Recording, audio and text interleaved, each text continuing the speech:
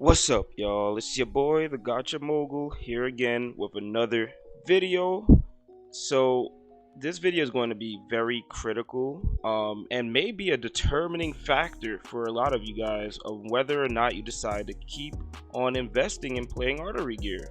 But first, as a disclaimer, I do want to say that I think Artery gear is actually a great game, and I'm going to point out the reasons for why it's a great game, but it's not a great game for a lot of people. And there's a definitive reason and flaw in this game for why that is. Now, we all know, right? We've been hearing, oh, PvP is pay to win. But do you actually understand why PvP is pay to win?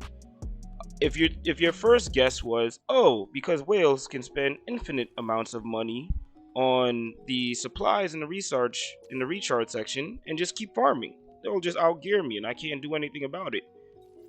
That is not even half of it. That's not even really the biggest issue. If I'm going to be really honest here, the biggest issue in this game is actually the rank system. The rank system is the most Their rank system is the greediest, the most whale loving rank system of all gachas that I have ever seen. Even in comparing to Summoner's War, comparing it to even Epic 7, which is majority of you guys in my comments, in my subscribers, are from Epic 7. And what Epic 7 does, right?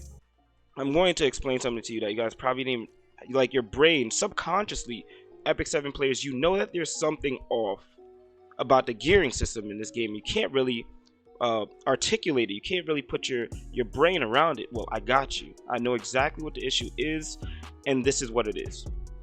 As you can see here, by fully maxing out or ranking out a unit, I picked Phantom in specific because we all know if you play PvP, speed is king. Not only do you get a plus 20% attack boost, which, by the way, in Epic 7, the maximum attack boost you could get by having all the dupes of one character is only 18%. Already, by max duping a unit, you already get significantly a higher advantage than another gacha, right? Which is Epic 7, which is the direct competitor to Artery gear at this time. But you also get an AoE team buff. Now, this is absurd. Epic 7, at the very least, they give you an option. You say pick the team buff or pick the single buff that is only for this unit. But you can't have both. Now, to give your team a plus 12 speed buff while also giving yourself a plus 20% attack buff, gear gapping is on a whole other level in this game. But what Artery gear does better? Hitting endgame gear is actually significantly easier statistically in this game than in Epic 7. Why is that? Well, let's take a look. How many of you guys already have, like, even speed gear, right? I don't have it showing, but you already have a plus 15 speed gear as a free-to-play, or even as a dolphin or whatever kind of player you are. You all have seen or must have gotten a plus 15 by now because you've been chasing it. You've been watching the other YouTubers, you've been watching Tim, you've been watching myself, and you're like, you guys all have all the speed gears. The thing in this game that makes it significantly different from Epic 7 is that you can hit the max threshold for a stat in any piece of gear as long as it's in the same star rank. So in 6-star rank, you can have the max, which is 15, in a purple gear, in a gold gear, even in a blue gear, right? How many of you guys have gotten a gold 15 in a blue gear? I don't have any, actually, but you've gotten in a blue gear. The color of the gear, the rank of the gear itself, does not determine how high the stats roll, only the star level. In Epic 7, that is not the case. Now, you're probably wondering, oh, well, that's a good thing. Like, of course, this is great. So what are you talking about? What Epic 7 does differently, when you're ranking up your gear, you get random rolls into, when you get your gear, you get a preset of your stats already, right? Your substats, just like in this game. If it's health, it's going to be health, but at its base roll, right? If it's status accuracy, it's going to be status accuracy at its base roll. Defense, base roll, whatever the case may be. And as you rank up your gear, you get random rolls within a range that are added on into your substats, right? And there's a high deviant to that range, and then there's the lower end of that range. And if you're lucky, you get the higher end, and you have no control over that, right? The likelihood of someone having the same gear as you in Epic 7 or even Summoner's War is extremely slim. The likelihood is almost impossible. I don't care how much they wail, how much they farm, how many gears they upgrade. No one's going to have the same exact gear with the same exact rolls as you. So right there, it already creates a place of accomplishment and a feeling of identity when you get a piece of gear that you know no one else has. They may have one that's better, they may have one that's worse, but it won't be the exact piece of gear that you have. So when you get a piece of gear and you roll into it, you feel the satisfaction from then. Not when you get a gear that has really good substats, but when it rolls really well. Now, what this creates, right? Even Dislight has this, Summoner's Wars has this.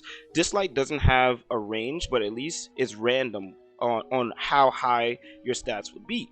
Because the cap is so easy to hit in certain stats in this game, because how many pieces of gold gear have you guys gotten where you've already seen probably that exact same gold stat in another gear, or another gear that's, because we have decimals in this game, like, yeah, sure, you may have a gold attack that's 21.5% and another gold attack that's 22%. Like, okay, big deal, big whoop. Like, what's the difference? I just showed you have a plus gold 15 right here.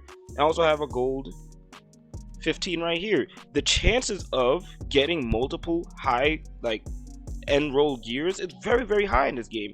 And the difference is this is purple and this is gold, right? So what this does now is that it creates a ceiling that's immediately hittable for all players. For Dolphins, you can hit that ceiling within the next 2 months. For free to play, you'll be hitting that ceiling within the next 4 to 6 months. For a whale, they're hitting that ceiling by the beginning of next month, right?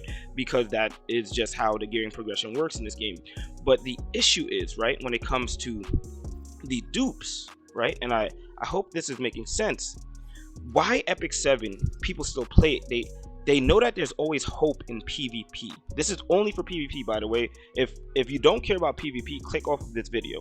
This will never matter to you. Continue to play the game, because I'm going to make the line right here for the video.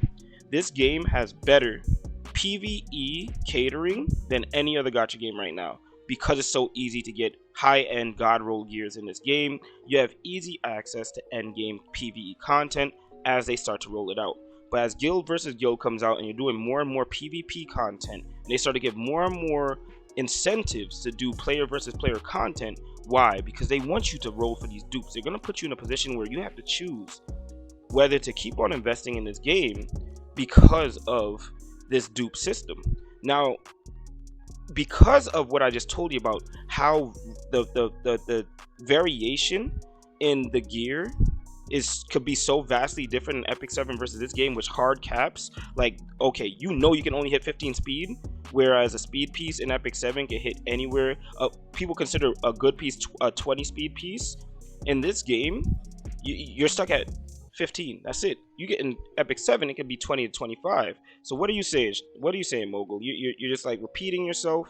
What I'm saying is that gear gapping, you can actually, just from being lucky in Epic 7, have the ability to, because your gear rolls significantly higher than another person's gear, you now have bridged the gap between your gear, right?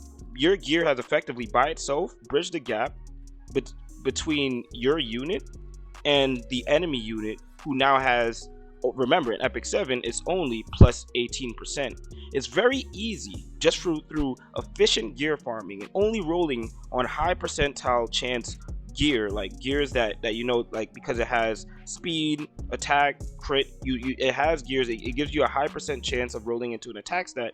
You know that eventually, by do it through efficient gear farming and all of the new quality of life features they added in Epic 7 for gears that that have a higher chance of high rolling, like raid gears, the ancient inheritance. You guys know about all these new features that they've added, and you've been deciding whether or not how good is this feature. Well, the reality is it's really good, because what it does is that it creates less of a gap between the pay to win players who rely on dupes, literally rely on dupes for their stat breakdowns and how they're going to go into PvP, because in this game you don't even have that option. Not only does a player have to think about how they're going to work around a phantom that has 20% more attack than them, but now they also have to work around, you know, a team that may have 12 more speed than them. Those Timmies that are cleaving you right now are only going to get worse as people dupe out their characters and dupe out characters like Phantom, which is insane, right? At least in Epic 7, because of how range the variance in high roll gear is, you have a significantly higher chance over time to bridge the gap between you and a heavy whale player who plays for dupes and plays around dupes. You can't bridge that gear gap in this game. You hit the ceiling very quickly, and that is it. You rely on dupes because they not only get the ability to max out their single character like Phantom by giving them a plus 20% attack boost, but then you also have to worry about that AoE speed boost. If it was one or the other, which I don't like pointing out problems for the solution really here could be just make people choose. Do you want the attack boost or do you want the speed boost? Because that at least gives players who don't spend as much more strategy mindset. They can go into a battle and say, okay, there's a chance that he may have the speed or there's a chance he may have attack, but he can't have both. So what team can I build right now that can give me the highest percent chance of dealing with either or, but not both? Dealing with both is completely insane. So what this means is that PvP is completely gated. No amount of farming will ever get you to a whale's level. Whereas in Epic 7, you can just be luckier than a whale.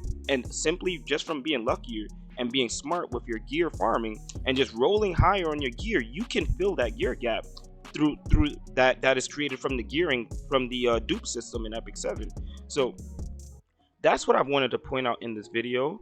The genius between rolling into gears with a high variance between the low end that it can roll into with all your rolls and the high end. There's a genius behind there because they know that there are significant advantages given to players who have dupes of characters.